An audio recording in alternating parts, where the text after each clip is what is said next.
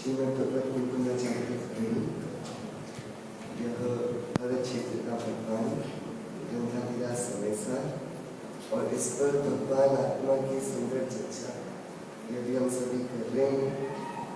13वीं गाथा पर मुझे गुरुदेव श्री का बहुत मार्मिक और सम्यक दर्शन के विषय को एकदम स्पष्ट कर देने वाला यह व्याख्यान या प्रवचन हम सभी ने सुना। क्या बात चली अभी आखिरी में जो टीका है 13वीं गाथा की, इसलिए इन नव तत्वों में भूतार्थ में से एक जीव ही प्रकाशमान है। इस प्रकार यह एकत्व रूप से प्रकाशित होता हुआ शुद्ध में रूप से अनुभव किया जाता है और जो यह अनुभूति है सो आत्मख्याति ही है और जो आत्मख्याति है सो सम्यक दर्शन ही। इस प्रकार यह सर्व कथन निर्दोष है, बाधा रहित है। आज उत्तम सत्य धर्म हम सभी मना रहे हैं। हाँ, सत्य निर्दोष होता है, बाधा रहित होता है। क्या सत्य है? ये आत्मा की ख्याति, ये सत्य है। जिस रूप से करीबे शुद्ध नए से जब देखा गया तो 9 तत्वों के भेद दिखे ही नहीं आत्मा में। और फिर क्या आत्मा को देखा कि आत्मा रूप ही रूप है, उसमें तन्मयता हुई। तो ये शुद्ध नए का विषय, ये चैतन्य आत्मा, इसका विषय जब अपना बना परिणति में तो आत्मख्याति कैसे हुई? ये सम्यक दर्शन उद्योत रूप प्रकट हुआ। यही जो पूरा कथन है द्रव्य का सर्वांगीण, यह सब कथन सर्व कथन निर्दोष है, बाधा रहित है। अकेली पर्याय जितना परिचय मत करो, पर्याय मूड मत बनो। अरे द्रव्य को भी पकड़ के द्रव्य की सत्ता स्वीकार करो। अकेली पर्याय जितना परिचय असत्य है, वो झूठ है, वो द्रव्य के सत धर्म का नाशक है, हनन करने वाला है। सत नाम आत्मा, उसका प्रकाश होना ये सत्य धर्म। तो वह आत्मा द्रव्य वस्तु, त्रिकाली एक ध्रुव वह वस्तु, उस वस्तु का स्वीकार्य, तब हमारे ज्ञान में निर्मलता आती है, सत्यता आती है, प्रामाणिकता आती है। बिना आत्मा को जाने, बिना सत स्वभाव की प्रतीति के श्रद्धालु के सत्य आता ही नहीं। जो कुछ कहा जाता है वो सब क्या है? झूठ है। हमारे जीवन में हम जो कुछ भी बोला करते हैं सब क्या है? झूठ है भैया। क्या है? झूठ। जो कुछ भी जीवन में है वह सब क्या है? यदि एक सत नाम आत्मा इसको न जाना तो जो कुछ भी जीवन में बचा वो क्या हुआ? उत्तम सत्य धर्म। इसको समझने के लिए हम सभी यहाँ बैठे। मुझे गुरुदेव श्री ने बहुत सुंदर बातें कही। मोक्ष पावड़ ग्रंथ की 16वीं गाथा उन्होंने याद करी। पर दबाओ दुख गई क्या? अरे स्वद्रव्य के पास आएगा नहीं और पर द्रव्य को ही देखता रहेगा तो स्व की जो अपनी निश्चल अविचल गति है, जो अपने को विश्राम देने वाली है, उससे स्खलित हो जाएगा, दुर्गति में जा पड़ेगा। क्या दुर्गति का समझते हैं भैया हम? दुर्गति क्या होती है? अरे चैतन्य की गति, यह शुद्ध आनंद की, परमानंद की गति, ये नहीं मिलना। इसकी ध्रुव रूप जो जाति है, वैसी जाति में अपने आप को नहीं बचा पाना, धकेल देना अपने को निगोद और नरक के पाताल में, ये दुर्गति है। ये दुर्गति राग द्वेष की उत्पत्ति होने पर, जो कि पर द्रव्य के लक्ष्य से होता है, ये दुर्गति प्रकट होती है। क्या बहुत मार्मिक बातें आज गुरुदेव श्री ने कही। राग तो नहीं, दर्शन ज्ञान चारित्र, ये पर्याय में 3 वेद पढ़ते हैं। ये भी आत्मा इससे भी अलग। आत्मा शुद्ध बुद्ध चैतन्य घन स्वयं ज्योति सुखधाम बीजू कहिए घेटलो कर विचार दो काम एक देखिए जानिए रमी रहिए एक ठौर समल विमल ना विचारिए। भैया और कोई उपाय ही नहीं है, इसी से सिद्धि है और कोई सिद्धि का दूसरा उपाय नहीं है। क्या बहुत क्या हमें हमेशा शंका रहती कि भैया क्या आत्मा आत्मा की बातें, क्या आत्मा की दृष्टि, क्या दूसरे की दृष्टि से काम नहीं चलेगा, क्या पंच परमिष्टि कोई अधूरे हैं, इनकी शरण से अपना हित नहीं होगा। बोलो भैया क्या आत्मा का क्या करें हम श्रीकांत? आत्मा आत्मा की बात चैतन्यता, सुबह देखो तो आत्मा, दोपहर देखो तो आत्मा, रात को देखो तो आत्मा। भाई और कुछ है नहीं क्या जिनागम में? कि जिनागम में तो तीन लोग तीन काल की सारी बातें हैं। द्वादशांग पढ़ो तो जरा क्या छूट गया उसमें। लेकिन भैया काम का कुछ है नहीं। फिर जो एक आत्मा को न जाना तो सब ज्ञान थोथा हो गया, सब बातें बेकार हो गई। क्या चर्चा संग्रह में चर्चा ली, बहुत सुंदर चर्चा ली। क्या आत्मा के लक्ष्य को क्यों इतना बोलते हो? चर्चा संग्रह में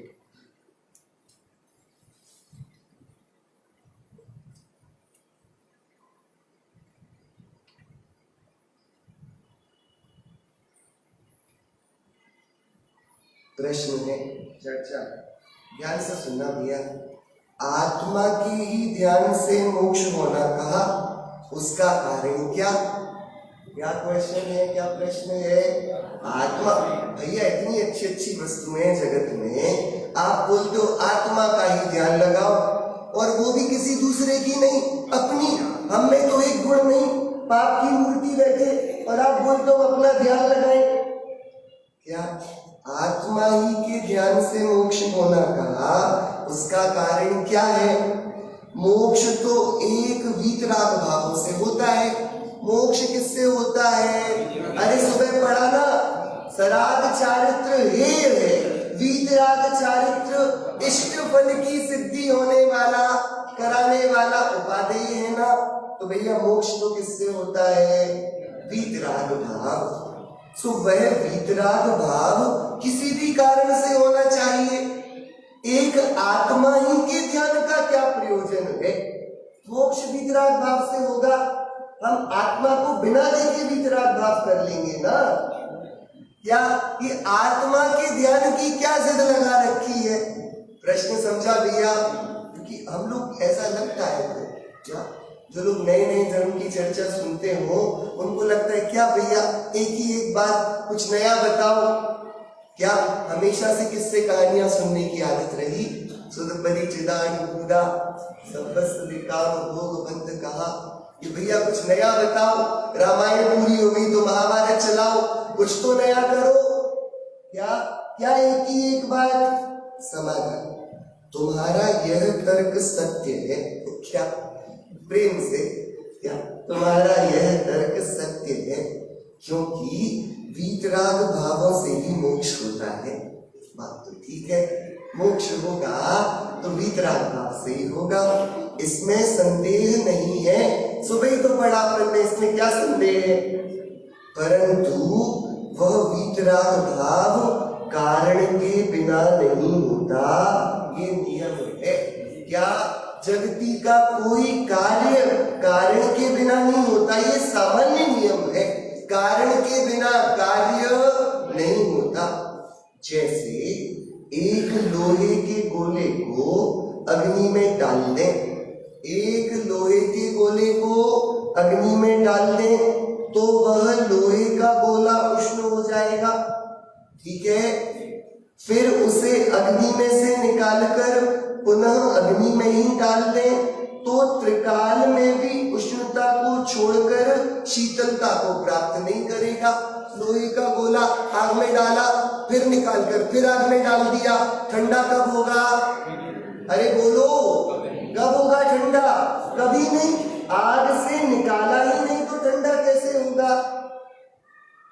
यदि उस गोले को अग्नि में से निकालकर सूर्य के ताप में रख दें तो सर्वांश में शीतल नहीं हो सकता, कदाचित उष्ण तो रहेगा कि चलो आग से निकाल दिया, सूरज की धूप में रख दिया, अब तो ठंडा हो जाएगा। ये पूरा ठंडा तो, ध्यान से सुनना भैया, समझ आ रही बात? एकदम सरल। क्या आत्मा का ध्यान क्यों इष्ट है? सत्य धर्म की चर्चा चल रही भैया। एक आत्मा सतरूप वस्तु, उसके आधार ही सत्य है। सत्य कोई दूसरा विषय, कोई दूसरा द्रव्य, कोई कर्मोदय, कोई प्रकृति का विशिष्ट बनाव दे नहीं सकता। बाहर में और कोई सत्य की वार्ता है सो झूठी है, और कोई सुख का स्रोत कोई बताए कि लो सुख ले लो, ये सुख का सॉल्यूशन, ये सुख का उपाय, और यदि वह आत्माश्रित ना हो तो वो झूठा है, वो असत्य है। सत्य क्या, उसकी बात चल रही क्या? तो भैया धूप पर रख दिया तो पूरा तो शीतल नहीं हो पाएगा, थोड़ा तो धूप से अभी भी गर्म रहेगा। यदि उष्ण गोले को जल में डाल दें तो तत्काल अंतर मुहूर्त में शीतल हो जाएगा। क्या भैया? यदि उसको पानी में डाल दें तो तत्काल अंतर मुहूर्त में शीतल हो जाएगा। अब सुनना भैया, सिद्धांत इसी प्रकार आत्मा चिद्रूप पिंड के उपयोग को कषायों के कारण पुत्र, पुत्री, स्त्री, धन, शरीर आदि अशुभ कारणों की अग्नि में लगावे तो ये आत्मा कब सुख शीतलता पाएगा? तो तीव्र कषाय ही उत्पन्न होती रहेगी। पर दबाओ दुख गई।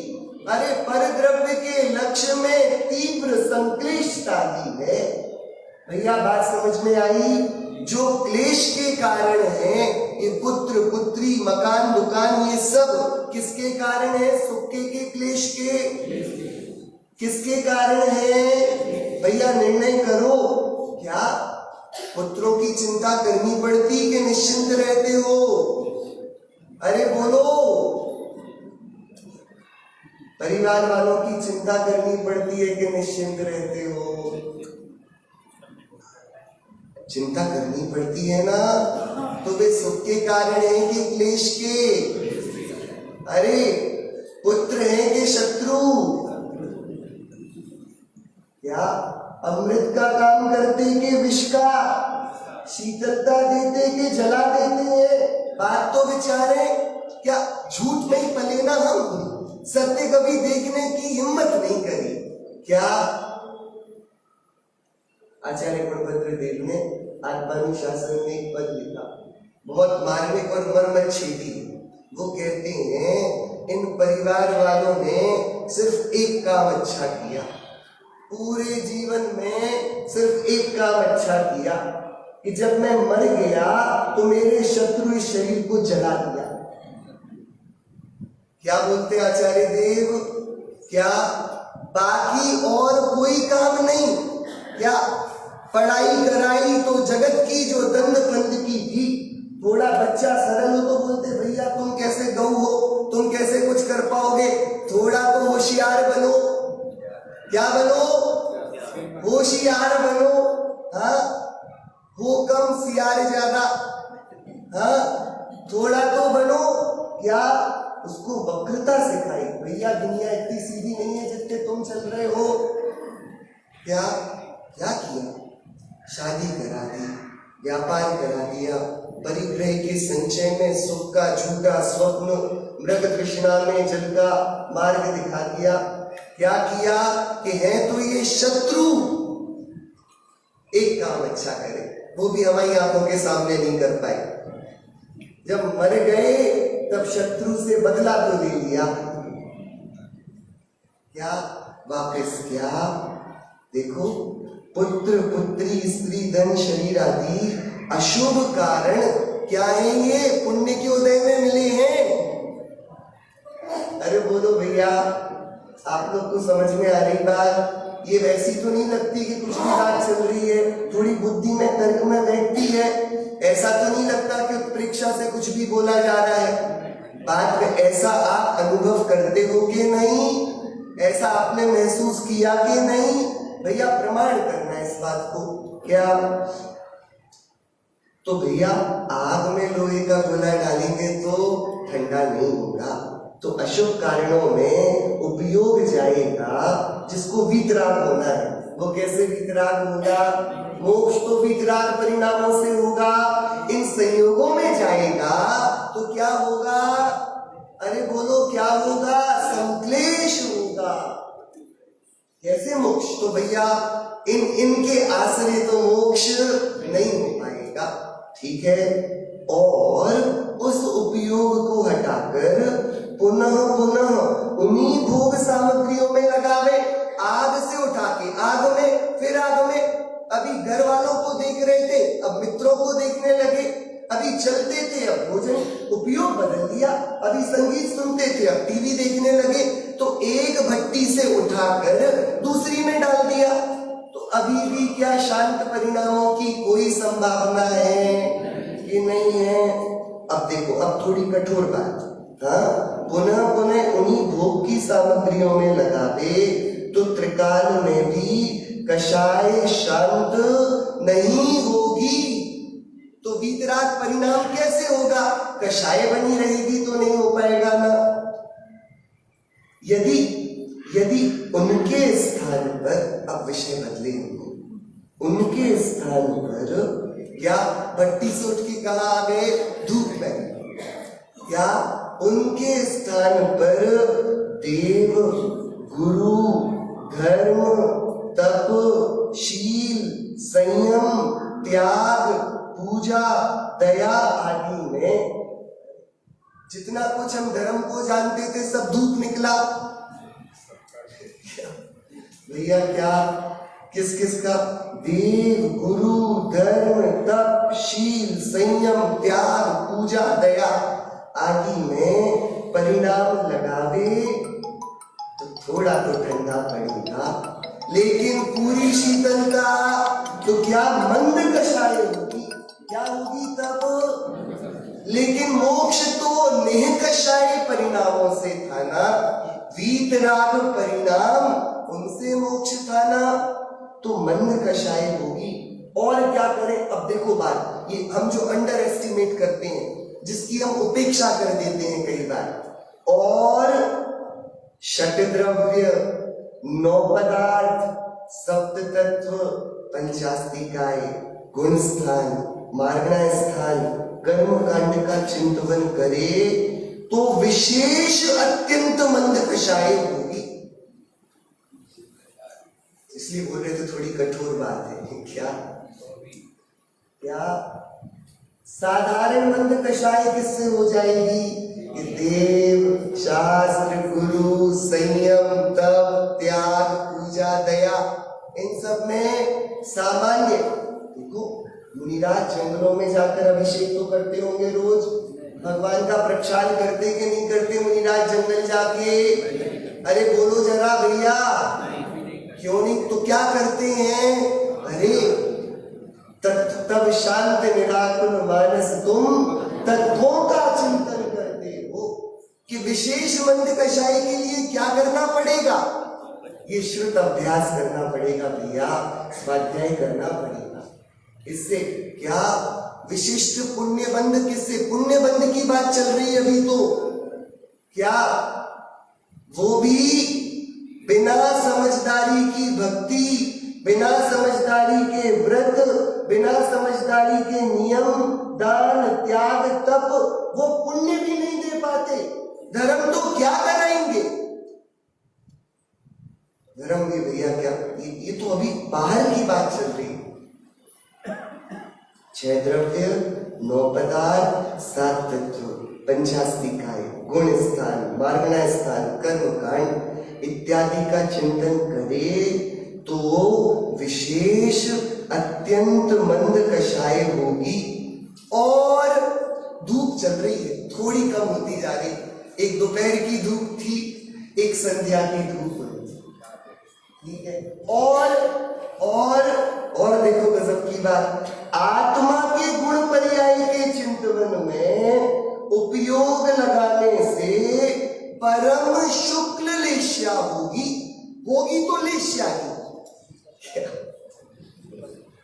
क्योंकि 9 तत्व खड़े हैं ना अभी। अरे अभी एक नहीं दिखता ना, बहुत सारे दिखते हैं। क्या बोल रहे हैं? आत्मा के ध्यान की क्या आवश्यकता है, क्या महत्ता है? क्या क्या देव गुरु धर्म तपशील संयम त्याग पूजा, इससे मंद कषाय के परिणाम, सप्त तत्व 9 पदार्थ पंचास्तिकाएं जगत के वस्तु स्वरूप का विचार, इससे मंद तर परिणाम। और यदि आत्मा के द्रव्य गुण पर्याय का मैं कौन हूं, मेरा क्या स्वरूप है, ये जो होता है मेरे जीवन में, अमूर्तिक प्रदेशों का पुंज, प्रसिद्ध ज्ञानादि गुणों का धारी, अनादि निधन ये वस्तु में हूं, इसका विचार में बैठना ये क्या करेगा? ये परम शुक्ललेशा करेगा। कोई महाभाग्यशाली होगा, उसके ये विचार होगा। ये आत्मा की चर्चा महापुण्य का उदय कैसे है? शुक्ललेशा की भैया इसके विचार में। क्या तो क्या शुक्ललेशा भली है कि है तो वर्दी वीतराग परिणाम से विपरीत, उसके स्वभाव वाली नहीं है, वो रागमय है, ये वीतराग परिणाम है। और यदि अब धूप खत्म ही कर दी जाए, सबका अभाव करके आत्मा का अभेद रूप अवलोकन करे, तो सर्व प्रकार वीतराग भाव होंगे। स्केल है भैया, स्केल है, सीधा ग्राफ है।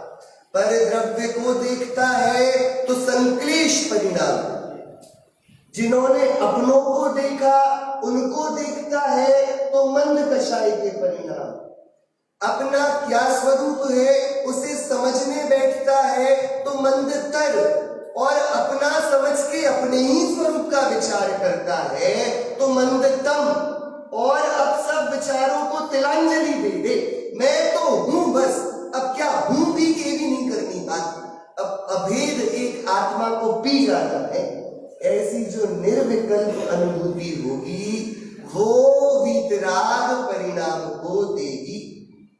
अब देखो, तथा तो अवलोकन करें तो सर्व प्रकार वीतराग भाव होंगे। सर्व प्रकार संभव मोक्ष वीतराग भाव से। वीतराग भाव को देने वाला कौन है?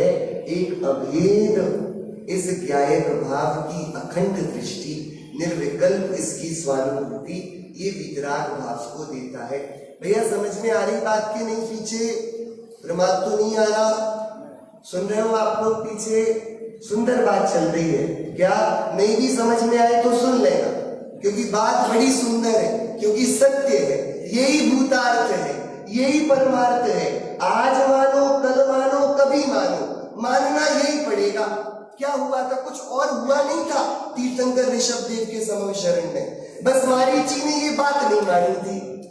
क्या और कुछ था नहीं? भरत चक्रवर्ती ने पूछा, महाराज आप तो हमारे कुल के गौरव हो, क्या कोई और भी ऐसा तीर्थ का प्रणेता हमारे कुल में है? ऋषभ देव ने बोला है, बिल्कुल है, ये मारीची, ये 24वां तीर्थंकर बनेगा। हाँ, तो क्या हुआ? मारीची ने बात नहीं मानी है। हम 24 से ये पहले दादाजी ऐसा कैसा बोलते हैं? क्या निकल गया बाहर और 363 मतों की रचना करी। सब संसार के जितने कुपथ हो सकते थे सबका संचार किया, सब पढ़ाई कराई, लेकिन आखिरी में जब करना पड़ा तो किस सत्य पर आया? आखिरी में अब उसकी पूरी पढ़ाई गई, पढ़ाई कहां गई कि अपनी दिव्य ध्वनि की उद्घोषणा में उसी को नकारा गया। वो सब एकांत, मिथ्यावाद, दूषित बात, ये सब परमार्थ नहीं, असत्य है। सत्य बात ये, ठीक है? क्या बात चल रही है? वीतराग भावों से मोक्ष होता है।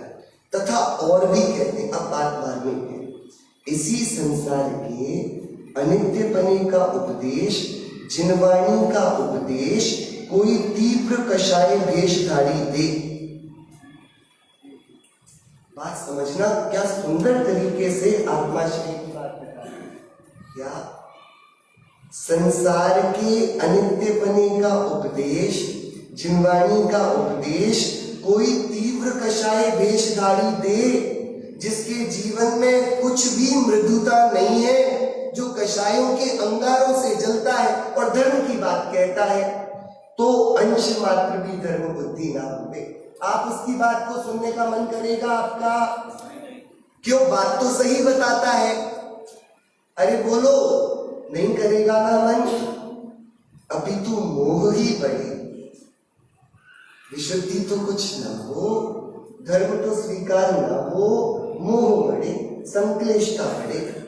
और अवृत्ति श्रद्धानी का जो सम्यक दृष्टि आत्मानुभवी है, श्रद्धानी है, अथवा देशवृत्ति, अथवा सकल वृत्ति, अथवा रिद्धिधारी मुनि, अथवा सामान्य केवली, अथवा तीर्थंकर, इनका उपदेश सुने तो अनुक्रम से विशेष अधिक ज्ञान वैराग्य भावों की विशुद्धता हो। वक्ता के बदलने से उस बात की गंभीरता बदलती के नहीं? अरे बदलती के नहीं? अरे गुरुदेव श्री जिन भावों से बात करते आत्मा की, अपन कहाँ कर पाते वैसी बात? क्योंकि भैया जिसने उसको देखा वो बोलेगा तो बात अलग होगी। आराधक जिन्होंने आत्मा को जाना, वे ही तो वास्तविकता में क्या 16 कारण भाते रहो, तीर्थंकर और श्रुत केवली के पाद मूल में बात बनेगी।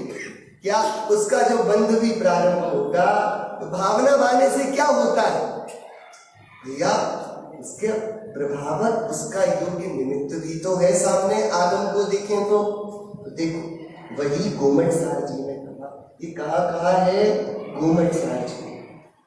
केवली या श्रुत केवली के चरणों के निकट ही मनुष्य को क्षायिक सम्यक्त्व अथवा तीर्थंकर प्रकृति के बंध की प्राप्ति होती है। मोह अत्यंत मंद हो तब यह कार्य सिद्ध हो। सो ऐसे परिणामों की विशुद्धता अन्य स्थान में नहीं होती, तीर्थंकर श्रुत केवली के पाद मूल में होती है। इसलिए चिद्रूप की ऐसी अद्भुत दशा, सुंदराकार तेज प्रभा को लिए वीतराग ज्ञानानंद में अद्वैत दशा है, जिसकी नाम मात्र भी गुणों की महिमा सुने तो अद्भुत प्रिय लगे, अत्यंत सुख उत्पन्न हो। क्या अपने स्वभाव की चर्चा ही आनंदित कर देती है ना हमको? हमने देखो अस्खलित स्वरूप को देखा तो आनंद हुआ कि नहीं? अरे जो अपने स्वरूप की चर्चा होती है वो जीवन में निर्धारता देती कि नहीं देती, जीवन में निश्चिंतता लाती कि नहीं लाती? तो भैया विशेष मंद कषाय हो तो साक्षात ध्यान करने पर सर्व मोह गल ही जावे, तथा मोह के गलने से केवल ज्ञान, केवल दर्शन, आत्मा ज्ञानावरणीय दर्शनावरणीय के नाश से प्रकट हो और अंतराय के नाश से अनंत वीर्य और अनंत संपूर्ण सुख उत्पन्न हो। अतः जैसा कारण मिले वैसा कार्य सिद्ध हो। अंत तो गत्वा यह बात सिद्ध हुई कि एक आत्मा के लाभार्थियों को चाहिए कि वे आत्मा ही का स्मरण, आत्मा ही का अवलोकन श्रद्धा पूर्वक करें, अर्थात उसी से आत्मा का लाभ माने। अपना हित किसमें है? ये चैतन्य की चर्चा में ही अपना हित है। यहां पुनः प्रश्न है, अब वापस थोड़ा प्रश्न बदल रहा है। आत्मा ही का ध्यान करना था तो केवली भगवान की आत्मा का किया होता। वे तो सर्वज्ञ हैं, स्वयं तो छद्मस्त और किंचित ज्ञानी है। अपन के पास क्या है? क्या केवल ज्ञान है? छद्म में स्थित है, छोटे से हैं। जब आत्मा का ध्यान करना था तो अकेला एक आत्मा थोड़ी ना है, इनके पास भी तो आत्मा है ना, तो इनका करना था, आत्मा ही का तो करना था। अपने का करो दूसरे का करो, क्या फर्क पड़ता है भैया? प्रश्न समझा? अरे भैया आप लोग सुन रहे हो पीछे? आत्मा ही का ध्यान करना था तो केवली भगवान का किया होता। वे तो सर्वज्ञ हैं, स्वयं तो छद्मस्त और किंचित ज्ञानी है। अतः उन सर्वज्ञ सर्वज्ञ जैसा अतिशय अपना कैसे होगा? अब देखो जो उत्तर दे रहे हैं वो बड़ा मार्मिक है। भगवान का करना कि अपना करना ध्यान, भगवान की आत्मा का ध्यान करने से वितराग परिणाम होगा कि अपना, ये बता रहे। उसे फिर समझाते हैं कि भाई वे सर्वज्ञ परद्रव्य हैं। क्या है सर्वज्ञ? बुरा नहीं मानना भैया, यही तो सत्य है। सर्वज्ञ को परद्रव्य कहते हो भैया, है तो कहते हैं, इसमें झगड़े की क्या बात है? तुम बताओ, वे स्वद्रव्य होते तो उनका कितना आनंद तुम पी पाते हो? उनका आनंद तुम तक आता है? नहीं आता, मतलब तुम में और उनमें भेद है, तो परद्रव्य हुए ना। वे सर्वज्ञ परद्रव्य हैं और परोक्ष हैं, तथा आप तो स्वद्रव्य हैं और कोई प्रकार प्रत्यक्ष भी है। यह स्वसंवेदन प्रत्यक्ष में क्या, ये तो हाजरा हुजूर बैठा है। आखिरी में गुरुदेव श्री ने बोला, अरे जब देखो, जिस पर्याय में देखो, यह चैतन्य परमात्मा तो हाजरा हुजूर है। ये तो है, केवली भगवान परोक्ष है। बताओ, हमें सुबह श्रीमंदिर भगवान की पूजा करनी पड़ी, प्रत्यक्ष है कि परोक्ष?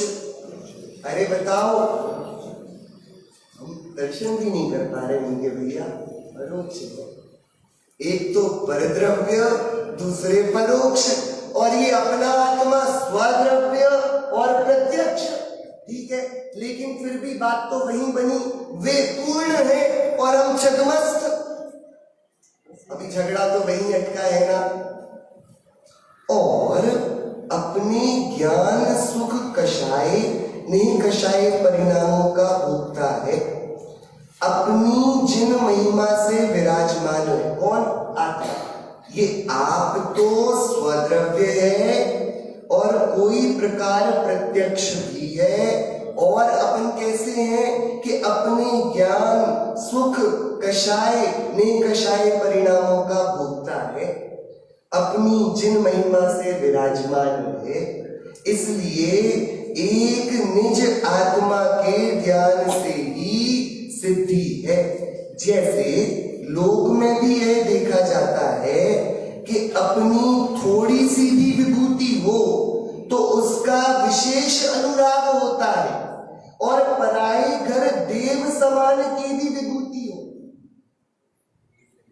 अरे दूसरे का घर आसमान फाड़ रहा हो और अपना घर जमीन से ऊपर ही ना उठ पा रहा हो, क्या? तो भी अपना घर अपना है और दूसरे का दूसरे का ही है। जैसे लोक में भी यह देखा जाता है, अपनी थोड़ी सी भी विभूति हो तो उसका तो विशेष अनुराग होता है, और पराये घर देव समान भी विभूति हो तो उसकी विभूति से प्रीति नहीं होती। इसी प्रकार स्व अथवा पर वस्तु में अनुराग को अधिक अथवा हीन भाव क्रमशः होता है। वैसे ही परमात्मा के ध्यान में और स्वात्मा के ध्यान में परिणामों की विशुद्धता का भेद जानना। इसलिए आचार्य देव कहते हैं कि हे तार्किक, तू सर्व प्रकार निज आत्मा के ध्यान में ही बुद्धि को लगा, पर का ध्यान छोड़, तुझे अवश्य ही निजात्मा के ध्यान से आत्मलाभ होगा, आत्मसुख होगा। यह आशीर्वाद श्री सद्गुरु ने दिया। बात क्या हुई? आपको समझ में आया? आत्मा के ध्यान की महिमा करते ये योगी ये मुनिराज क्यों नहीं अघाते? क्योंकि उससे ही सिद्धि है, आत्मा से ही सर्वार्थ सिद्धि है, सारे अर्थों की सिद्धि है। ठीक है भैया, समझ में आ गई ये वाली बात? तो आत्मा की बात करने में भी आनंद है, आत्मा के विचार में भी आनंद है, और आत्मा का अभेद अखंड रस पीना ये तो निर्विकल्प वितराग आनंद, स्वाभाविक आनंद देता ही है। तो आत्मा की बात से उदासीन नहीं होना, इसको रुचि से सुनना। अपनी बात है, अपनी बात मान के सुनना। ये वाली बात गुरुदेव श्री आज कह रहे थे कि और जो है अनुभूति है सो आत्मख्याति ही है, और जो आत्मख्याति है सो सम्यक दर्शन ही है। इस प्रकार यह सर्व कथन निर्दोष है, बाधा रहित है, यही सत्य है। इसके अलावा सारी बातें असत्य हैं, झूठी हैं। कौन सी झूठी बातें हैं? अपन उनको 320वीं गाथा के हिसाब से समझने का प्रयत्न कर ही रहे हैं। एक बार 320वीं गाथा का पाठ करेंगे। दिट्ठि जहे वृणाणम् अकारयं तः अवेदयं चेव जानय्य बन्धमोक्षं कमुदयं निश्चरं चेव। ज्यों नेत्र त्यों ही ज्ञान नहीं, कारक नहीं वेदक लहु, जाने कर्मोदय निर्जरा, बंध त्यों ही मोक्ष को। जैसे नेत्र दृश्य पदार्थों को करता भोगता नहीं है किंतु देखता ही है, उसी प्रकार ज्ञान अकारक तथा अवेदक है, और बंध मोक्ष कर्मोदय तथा निर्जरा को जानता ही है। हम कर्म के उदय को भोगते कि नहीं भोगते, कर्म को करते कि नहीं करते, कर्म दुखों को देता कि नहीं देता। बोलो भैया, अपन ने कल सीखा ना ये वाली बात, कर्म हमें दुखी करता कि नहीं करता। कर्म का उदय, कर्म का फल हमें दुखी करने की सामर्थ्य रखता है कि नहीं? अरे रखता कि नहीं, उसमें ऐसी सामर्थ्य नहीं है। कर्म के फल में हमें दुखी करने की सामर्थ्य, कर्म के उदय में आत्मा को दुखी होना पड़े ऐसी बंदिश नहीं है। आत्मा स्वाधीन त्रिकाल है, अपने सुख दुख के आस्वादन के लिए आत्मा भरपूर स्वतंत्र है। ठीक है, ठीक है। आपकी ट्रेन थी, अभी आप स्टेशन पे चले गए, टाइम से 10 मिनट पहले पहुंच गए, प्लेटफॉर्म पर भी पहुंच गए, आपको पता पड़ा ट्रेन 1 घंटे लेट है। ठीक है, बताओ दुख का कारण क्या है यहाँ पर? लोग क्या करते हो आप फिर जब 1 घंटे लेट हो जाए ट्रेन, तो क्या करते हो? ऐसे नहीं समझेगा। क्या स्वाध्याय चल रहा है और आपकी अचानक घड़ी पर दृष्टिपात हुआ और आपने देखा 9:45 बज गए। क्या कितने बज गए? तो कुछ हुआ अंदर में, अरे 9:45 तो बहुत बोल दिया, 9:35 हो गए। तो एक अलग सा कुछ प्रवाह होने लगता है ना हमारी धमनियों में। हाँ, आपने महसूस किया कि नहीं? और यदि सभी 9 बजे जिनवाणी स्तुति होने लगे तो उत्साह की तरंग सी, क्या आप समझ में आ रही है आपको बात? तो क्या है सुख का कारण क्या और दुख का कारण क्या? क्या करेली में स्वाध्याय होता है ना, तो 2 घड़ी, एक पीछे लगी है श्रोता को दिखती है और एक आगे लगी है वक्ता को दिखती है। तो क्या श्रोताओं ने क्या चतुराई करी? वक्ता की घड़ी आगे कर दी, वहां 9 बज गए, यहाँ पर 9 में 10 कम है। क्या सुख का सरल उपाय? क्या आनंद है कि नहीं? बच्चों को जैसे होता है जल्दी छुट्टी हो जाए, छुट्टी होने वाली है, आपने नहीं बोला रेल का डिब्बा खाली है, आप लोग नहीं बोलते थे? क्या बचपन किया आप लोगों ने। क्या सुख कैसे आ गया? सुख 5 मिनट पहले स्वाध्याय पूरा हो गया, सुख कैसे आ गया? और 5 मिनट वो घड़ी आगे चली गई तो दुख कहां से आया? अरे बताओ, ट्रेन ने थोड़ी तो साजिश रची होगी कि वो कोई अशोकनगर के स्टेशन पे इंतजार करता है, आज उसको छकाएंगे। आपको ही तो लक्ष्य में रख के लेट हुई ना ट्रेन, दुखी थोड़ा उदास होके देखे क्या कि वो जो लेट हो गई ट्रेन और ये आप तिल मिला रहे हो बार बार, वेयर इज माई ट्रेन में देख रहे हो, कहाँ आ गई है बताते फिर रहे हो, भैया यहाँ आ गई है, अब यहां से निकल गई है। यही करते ना अपन। और क्या करते हैं, ये जो बेचैनी अंदर हो रही है, क्या ये कैसे हो रही है, ये कहां से हो रही है, या इस बेचैनी का कारण क्या है? बात समझ में आई? अभी क्या हुआ, ओलंपिक्स हुए और भारत ने उसमें एक जेवलिन थ्रो में गोल्ड जीत दिया। आप लोग के घर में कितना सोना बरसा, थोड़ा आनंद हुआ? अरे सब पागल हुए जा रहे हैं, सब खुश है। क्यों खुश है किसी को नहीं पता। भैया भारत पाकिस्तान का मैच हुआ, भारत हार गया। उदाहरण में भी ऐसी बात क्यों करते हो? क्या तो एक कोई दुख की अनुभूति करते हो आप लोग कोई? अरे जो लोग मैच नहीं देखते उनकी बात अलग है भैया, आप लोग तो देखते होंगे, थोड़ा तो परेशान होते हो। अरे कुछ नहीं, पूरी तैयारी करी मैच देखने की, देखने बैठ गए और बारिश हो गई, कितना परेशान है हम। या भैया समझ में आ रहा आपको? मुझे इसमें ये समझाओ, दुख का कारण क्या है और सुख का कारण क्या है? क्या दुख का कारण क्या है और सुख का कारण क्या? हम समझें तो ये दुख और सुख कहां से बन रहे हैं, कहां से बन रहे हैं? ये कोई दूसरा जीतता है तो ये क्यों नाचने लग जाता है बेगानी शादी में? क्या भैया? अरे तुम्हारे हुआ क्या है, तुम सूजत नाही के भांग खाई है, भजन है भैया। क्या सुख का कारण क्या है? क्या अशोकनगर से एक बच्चे ने इंडिया टॉप कर लिया, हमारे शहर के बच्चे ने भारत में टॉप किया, क्या? और यहाँ का यदि प्रेसिडेंट बन जाए कोई आदमी तो अशोकनगर से है प्रेसिडेंट, क्या? अगली बार घुसो तो तमीज से। क्या ये सुख की जो संरचना चल रही है इसका विज्ञान क्या है, और ये जो दुख बनाया जा रहा है इसका विज्ञान क्या है? क्या होता क्या?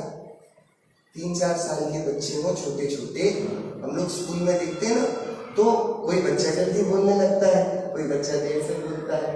तो जिनका बच्चा भी बोलना नहीं शुरू कर रहा है उन माता पिता को देखो कैसे सक पकाते, अरे उनका बच्चा तो बोल लेता है, ये तो चल लेता है।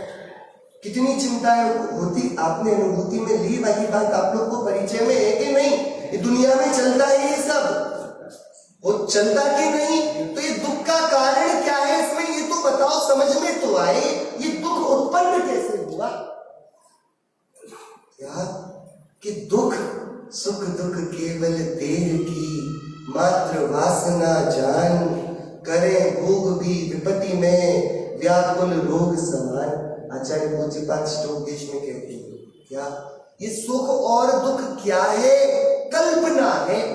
सुख और दुख कहां पर खड़े हैं? कल्पना में खड़े हैं। कहां पर खड़े हैं भैया सुख और दुख?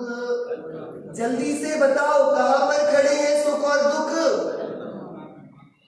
क्या आपको जाना था, फ्लाइट पकड़नी थी, भागते भागते गए, ट्रैफिक में फंसे, ट्रैफिक को बहुत गालियां दी, व्यवस्थाओं को बहुत कोसा, फ्लाइट छूट गई। अब माथा पकड़ के एयरपोर्ट पे बैठे, थोड़ी देर बाद पता पड़ा कि प्लेन क्रैश हो गया। अब वही नाच रहे हैं। तो भैया ये दुख कैसे हुआ और ये सुख में परिवर्तन कैसे हुआ? बात तो अभी भी हुई है कि प्लेन छूटा हुआ है, तो अभी माथा पकड़ा था और अब नाचता है, तो कारण क्या है? अरे दुख और सुख का कारण समझने की कोशिश कर रहे हैं हम। आप लोग को बात समझ में आ रही है? हम क्या यहाँ पर अन्वेषण कर रहे हैं, क्या हम समझना चाह रहे हैं कि सुख और दुख कोई वस्तु है कि ये कृत्रिमता से हमने खुद अपने ऊपर डाली है? क्या सुख और है कि ये बना लिया गया। सुन रहे हो भैया आप लोग? क्या थोड़ा समझ में आ रहा? हम अपनी कल्पना से दुखी होते हैं, हम उसी कल्पना को बदलकर सुखी हो जाते हैं। बस इतना सा विज्ञान है। आचार्य देव बोलते हैं कि नहीं, ऐसे काम नहीं चलेगा, ऐसे तो अनंत दुख की संतति में हम पड़े रहेंगे। ये सही सुखी दुखी होने का रास्ता विज्ञान नहीं। तुम ऐसा जानो, तुम सुखी दुखी नहीं होते, तुम जानते हो, तुम करते नहीं, तुम वेदते नहीं। जब कर्तृत्व नहीं है, जब वेदन नहीं है, तब वहां सुख दुख दोनों जो पराश्रित होते थे, जो काल्पनिक थे, वो नहीं होते। जब काल्पनिक नहीं होते तो स्वाभाविक ऑर्गेनिक आत्मा का खुद का खास खालिस ऑथेंटिक सुख प्रकट होता है, जिसको अतीन्द्रिय सुख कहते हैं, जो इंद्रियों से नहीं, कल्पना से नहीं, झूठी मति से नहीं, स्वाभाविक रीति से उत्पन्न होता है। क्या बात समझ में आई? हमारा जितना सुख या जितना दुख है वो सब किसका है? कल्पना का है। ये बात बिल्कुल पक्की करो भैया। क्या दुख या सुख? आप एक एक दुख को पकड़ के देखकर आज विचार करना। विचार करोगे तो निर्मलता भी आएगी विचारों में, और पता पड़ेगा कि हम प्राप्त पर्याय में तन्मय होके कैसे अपने को ठगे जा रहे हैं। देखिए इसका भावार्थ है। भावार्थ समय साथ में, ज्ञान का स्वभाव नेत्र की भांति दूर से जानना है, इसलिए ज्ञान के कर्तृत्व और भोक्तृत्व नहीं है। ज्ञान की क्या नहीं है? कर्तृत्व और भोक्तृत्व। ठीक है, ऑस्ट्रेलिया और इंग्लैंड का मैच चल रहा है और ऑस्ट्रेलिया जीत गई है, इंग्लैंड हार गया है। आपको क्या पता? हमने तो देखा ही नहीं। कोई जीते कोई हारे, कि हार जीत तो अभी भी बंद नहीं हुई, अभी भी कोई जीतता है कोई हारता है। तो ना सुख होता है ना दुख होता है। क्यों? क्या भैया आपको समझ में आ रही बात? क्या कल सीए के एग्जाम का रिजल्ट आया, ठीक है, ठीक है, तो इस नगर में भी कई बच्चे सीए बन गए होंगे। आप लोगों ने मिठाइयां बांटी कि नहीं? अरे बोलो, हमें तो पता ही नहीं रिजल्ट था। हमारा बच्चा कर रहा होता तो हम नाचते या रोते? क्या कि कार्य तो घट रहा है, उसमें सुख। अरे क्या बोलेंगे एक शब्द में? और मोह का पर्यायवाची पता है? मिथ्यात्व। क्या है? तो जो संसार का सुख है वो दुख ही है और उसका नाम मिथ्यात्व है।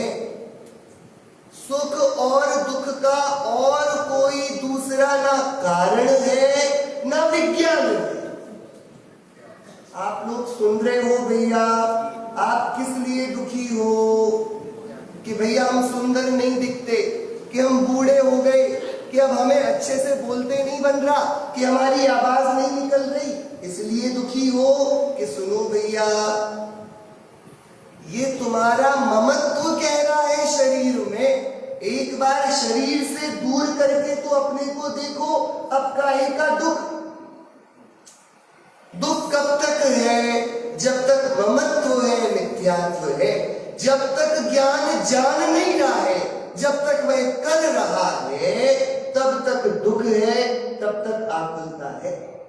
ठीक है, आप लोग समझ रहे हो अब इस बात को? क्या वापस दुख को कैसे बोलेंगे? दुख का विज्ञान क्या है? मिथ्यात्व। मिथ्यात्व जिसे मोह भी कहते हैं। क्या ऐसे मिथ्या दृग ज्ञान चरण वश भ्रमत भरत दुख जन्म मरण। क्यों जन्म मरण का क्या दुख है? क्या दुख का कारण क्या है? मिथ्या दर्शन, मिथ्या ज्ञान, मिथ्या चारित्र, ये दुख के कारण है। दुख का कारण परद्रव्य दुख का कारण परद्रव्य, परद्रव्य के किसी परिणाम को भोगना पड़ता है क्या, कि नहीं भोगना पड़ता? परद्रव्य हमें छू सकता है क्या? अरे अग्नि जला सकती है क्या?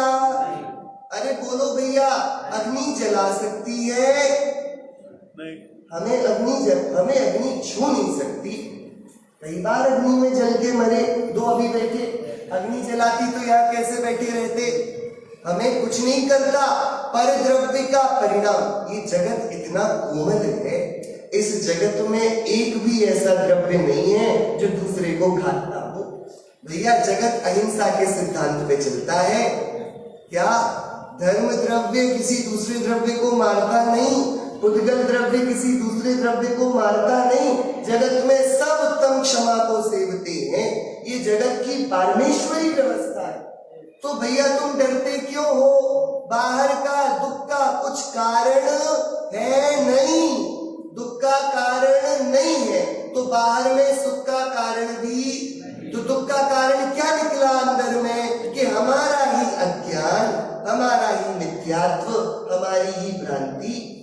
क्या दुख का कारण क्या निकला? अरे बोलो। आप एक कमरे में बैठे हो और उस कमरे में एक सांप भी है, ठीक है, ठीक है, तो बताओ वो सांप दुख का कारण है कि सुख का? कि भैया आप तो सांप ले आए, हमारे कमरे में तो छिपकली आ जाए तो बात बिगड़ जाती है क्या? बोलो, ध्यान से सोच के बताना। क्या कमरे में सांप आ गया और सांप सामने दिखता है, ऐसे फड़ को खड़ा किए आपके सामने, और आप डर के दुबक के कोने में खड़े हो गए और सांप भी कोने में आ गया, वो आपको घूर रहा है, आप उसे घूर रहे हो, ठीक है? अब दो काम हो सकते हैं, या तो आप सांप को काट लेने दो, या फिर आपके हाथ में डंडा है, आप सांप को मार दो। बताओ क्या करोगे ईमानदारी से? बोलो। दो ही काम बनेंगे, तीसरा कोई काम है नहीं। और देखो आपके दुख का कारण चालू हो गया है, तो जल्दी से बताइए। हाँ बोलो बोलो जल्दी से, क्या करोगे? इसके बिना छुट्टी नहीं मिलेगी, बिना बोले काम नहीं चलेगा। समझ में आई बात? अपन दुख और सुख का कारण तो समझे क्या? कमरे के कोने में खड़े आप, सामने सांप, या तो सांप आपको मार दे या आप सांप को मार दो, क्या करोगे भैया? बोलो। भैया आप कष्टक्षण धर्म में पूछ रहे हो, इसलिए थोड़ा धर्म संकट है, नहीं तो उत्तर तो हमें पता है। हाँ क्या? बोलो भैया। गांधी जी ने श्रीमद राजचंद्र जी से प्रश्न पूछा था ये, ठीक है? श्रीमद राजचंद्र जी ने क्या उत्तर दिया? भैया सुनो, जो तुमने जाना हो कि आत्मा नित्य है, तो सांप के काटने से क्या तुम मर जाओगे? लेकिन उस सांप ने तो अपने जीवन को उतना ही माना, उसको तो आत्मा किसी ने बताया नहीं। जो तुम उसे मारोगे तो वो तो अपने को मरा हुआ ही मानेगा। सो भाई तुम तो मरते नहीं, सो मरने को तैयार रहो। तो नहीं, हम तो आत्मा को नहीं जानते, तो सांप को मार देना। तो श्रीमद राजचंद्र जी लिखते हैं, तो भैया हम क्या बोले? तो तू नरक के दुख सहना, लेकिन सांप को मारना, ऐसा उपदेश हमसे तो नहीं कहा जाता। दुख का कारण है नहीं सांप, वो क्या बिगाड़ेगा? भैया ये इसलिए महावीर का मार्ग है, ऐसे अरे गहरे लोगों का नहीं है। कोई महावीर हो तो ये क्षमा की बात सुने, तो इस सत्य की उद्घोषणा सुने। जगत में दुख का कारण न दिखे सामने उपस्थित होने पर, तब बात है वो कैसे होगी कि आत्मा का संबल चाहिए। ये चिदानंद परमेश्वर भगवान है, ये मैं हमेशा प्रतीत, इसका जो संबल है, तो जगत में अब कुछ सुख दुख का कारण बचता। यही उत्तम सत्य है, यही जीवन का सौंदर्य है।